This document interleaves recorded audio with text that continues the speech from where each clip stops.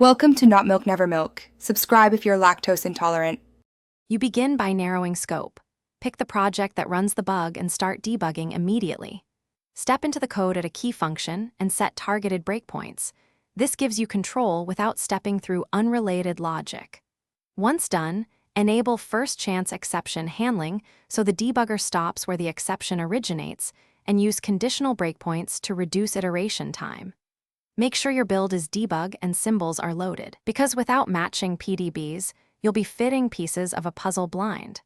You now collect evidence by reproducing the issue consistently and observing program state. Pause where behavior diverges and inspect values in watch, locals, and autos. This shows not just what changed, but why. Then, use the immediate window to evaluate expressions or alter values live, which helps test hypotheses quickly. If you can cut the scenario down to a minimal reproducible case, you reduce noise, and when small edits are needed, use edit and continue to iterate without full restarts. You wrap up by confirming root cause and validating the fix. Walk the call stack to find the original caller, check parameter values and thread context, and ensure your change addresses the root problem rather than a symptom.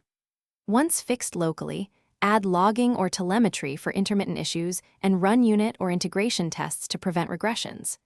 If things fail to reproduce, attach the debugger to the live process or capture a crash dump. Make sure symbols match the build to avoid misleading frames.